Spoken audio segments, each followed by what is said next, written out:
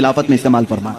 حضرت ابوبکر صدیق رضی اللہ تعالیٰ عنہ کا حال تو یہ تھا، خلافت کو سنبھالنے کے بعد جانتے ہیں کپڑوں کی ایک تھیلی اٹھا کر کے بازار میں جانے لگے۔ حضرت عمر نے پوچھا کہاں جا رہے ہیں؟ کہا کپڑے بیچ کر کے گھر تو چلانا ہے، کام کاج کے لیے کہ میں کچھ کپڑوں کی تجارت کروں اور اپنا گھر بھی سنبھالوں۔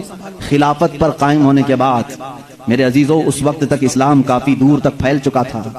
حضرت ابوبکر صدیق رضی اللہ تعالیٰ عنہ خلیفۃ المسلمین منتخب ہو گئے، گلی کے نکڑ کے کارپوریٹر نہیں، وہ خلیفۃ المسلمین ہیں۔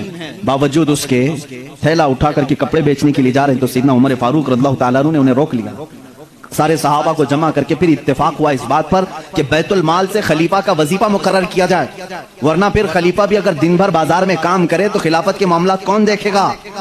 تو سب نے سب سے پہلے بیت المال سے وظیفہ مقرر کیا ہر مہینے کا۔ وہ کتنا تھا؟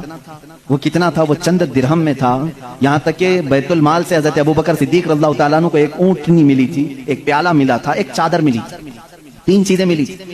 اور وظیفہ جو مقرر ہوا تھا وہ اتنا تھا کہ آپ کے گھر میں چند روٹیاں بن جاتی تھی، بس اس کے علاوہ زیادہ آپ نے نہیں طلب کیا۔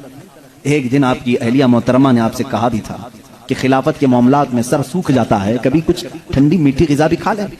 آپ نے کیا کہا؟ اپنی اہلیہ سے کہا میرے پاس اتنے پیسے کہاں ہیں کہ میں شہد خرید سکوں، گھی خرید سکوں۔ گھی اور شہد خریدنے کے پیسے نہیں خلیفۃ المسلمین کے پاس۔ ان کی اہلیہ نے کہا میرے پاس جمع کیے ہوئے تھوڑے پیسے ہیں، وہ لے جائیے، آپ شہد اور گھی خرید کر کے لائیے۔ کہا تمہارے پاس کہاں سے آئے؟ کہا جو آپ مہینے میں دیتے ہیں گھر کے خرچ کے لیے اس میں سے تھوڑا تھوڑا بچا کر کے میں نے رکھا ہے، عورتیں تھوڑا تھوڑا بچاتی رہتی ہیں۔ حضرت ابوبکر صدیق رضی اللہ تعالیٰ عنہ نے فرمایا لاؤ، وہ لا کر کے دی، ایک پوری کافی اس میں درہم جمع ہوئے تھے، ہر مہینے شاید تھوڑا تھوڑا تھوڑا وہ جماتی ہوں۔ حضرت ابوبکر صدیق رضی اللہ تعالیٰ عنہ وہ سارے درہم لے جا کر کے بیت المال میں جمع کرتے، اور بیت المال میں صحابہ سے کہا آج سے میرا وظیفہ اتنا کم کر دو، اس لیے کہ یہ میری ضرورت سے زیادہ آ رہا ہے، گھر میں میرے بچ رہا ہے، اس کا مطلب ضرورت سے زیادہ آ رہا ہے، یہ کم کر دیا جائے۔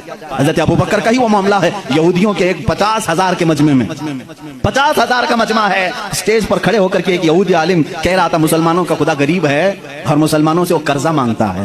قرآن کی ایک آیت کا وہ مذاق اڑا رہا تھا۔ اللہ تعالیٰ نے قرآن میں فرمایا من ذا الذی یقرض اللہ قرضا حسنا، کون ہے جو اللہ کو قرض حسن دے گا؟ یا قرض حسن سے مراد تم نیکیاں اللہ کو قرض میں دو، اللہ جنت تمہیں بدلے میں دے گا۔ لیکن وہ یہودی مذاق اڑا رہا تھا، مسلمانوں کا خدا تو دیکھو غریب ہے، مسلمانوں سے قرضہ مانگ رہا ہے۔ صدیق اکبر سے برداشت نہیں ہوا، مجمع میں تھے، ممبر پر کھڑے ہو گئے اسٹیج پر، اس کا دامن پکڑا اور 2 تھپڑ رسید کر دی۔ مجمع ان کا ہے، پبلک ان کی ہے، مار توڑ ہو سکتی تھی، لیکن اس وقت بھی صدیق اکبر کا ایمان تھا 50,000 ان کے ساتھ ہے مگر قوت پروردگار میرے ساتھ ہے۔ یہ توکل کا اعلیٰ مقام تھا۔ اس وقت صدیق اکبر رضی اللہ تعالیٰ عنہ کو ان لوگوں نے پکڑ لیا اور کہا اس کو یہاں نہیں ماریں گے، اس کے نبی کے پاس لے جائیں گے۔ اور وہاں آئے حضرت ابوبکر کے بارے میں ان سبوں نے کہا ابوبکر کیسا بندہ ہے تمہارا، یہ ہمارے عالم کے ساتھ بدتمیزی کیا ہے۔ پورے مجمع میں آ کر کے ہمارا عالم خدا کی شان بیان کر رہا تھا، مسلمانوں کی اچھائیاں بیان کر رہا تھا، ہمارا عالم کہہ رہا تھا اللہ غنی ہے اور مسلمان فقیر ہیں، اور اتنی بات پر ابوبکر نے تماچا مار دیا، جھوٹ کہا، انہوں نے بدل دیا۔ 50,000 کا مجمع جو کرتا تھا وہی کام آج کا میڈیا بھی کرتا ہے، وہی کام کرتے، پورے کے پورے بدل دیں۔ حقیقت کیا ہے اس کو بدل دو، کیونکہ گواہ ان کے، مقدمہ ان کا، جج بھی ان کا، کورٹ بھی ان کی، سب ان کا ہے۔ لیکن یاد رکھنا مسلمانوں، سارے گواہ ان کے ہوں، جج ان کا بکا ہوا کیوں نہ ہو، لیکن اللہ ہمارے ساتھ ہے، اللہ ہمارے ساتھ ہے۔ صدیق اکبر خوف نہیں کھائے، معاملہ یہاں تک پہنچا، کورٹ رسول اللہ صلی اللہ علیہ وسلم کے پاس آ گئے۔ سبوں نے کہا، صدیق نے، ابوبکر نے تماچا لگایا حق بات پر۔ حضرت ابوبکر سے حضور نے پوچھا اتنی بات پر تم نے مارا؟ حضرت ابوبکر نے کہا نہ، یہ جھوٹ بول رہے ہیں، یہ اللہ کی شان میں گستاخی کر رہے تھے، اللہ کو فقیر کہہ رہے تھے، مسلمانوں کو امیر کہہ رہے تھے، کہہ رہا تھا یہ ظالم کہ اللہ ان کا غریب ہے، قرضہ مانگتا ہے، اس لیے مجھے برداشت نہیں ہوا، مارا میں نے۔ حضور صلی اللہ علیہ وسلم نے پوچھا ان لوگوں سے کیا ابوبکر صحیح کہہ رہے ہیں؟ انہوں نے کہا نہیں، یہ جھوٹ کہہ رہے ہیں، گواہ ہمارے پاس۔ یہودی عالم نے 1 گواہ سامنے کیا، 2 کیا، 3 کیا، 4 کیا، 10 گواہ لایا، کیونکہ جھوٹے جھوٹے ہی ہیں۔ جھوٹوں نے جھوٹوں سے کہا کہ جھوٹ مت بولنا۔ ابھی مرحوم راحت صاحب کا شاید جہاں تک شعر و شاعری سے میرا زیادہ شغف نہیں ہے، یہ اسی طرح کے یہودی تھے جو یہ کہتے تھے جھوٹوں نے جھوٹوں سے کہا ہے جھوٹ مت بولنا، وہ اسی طرح کا مجمع، سب جمع ہوئے اور گواہی دے رہے ہیں صدیق اکبر کے خلاف۔ حضور صلی اللہ تعالیٰ علیہ وسلم عدل و انصاف کے پیکر تھے، آپ صلی اللہ علیہ وسلم نے پوچھا ابوبکر تمہارا بھی کوئی گواہ ہے؟ تم جو بول رہے ہو اس کا بھی کوئی گواہ ہے؟ آپ کا گردن جھک گئی، کہا یا رسول اللہ اس مجمع میں میرے علاوہ کوئی دوسرا تھا نہیں، تھے تو یہی سب، یہ جھوٹ بول رہے ہیں، اب میں کیا کروں؟ عدالت ایویڈنس پر چلتی ہے نا، ثبوت پر چلتی ہے۔ حضور اکرم صلی اللہ علیہ وسلم نے فرمایا ابوبکر تیرا کوئی گواہ نہیں، ان کے پاس اتنے گواہ ہیں۔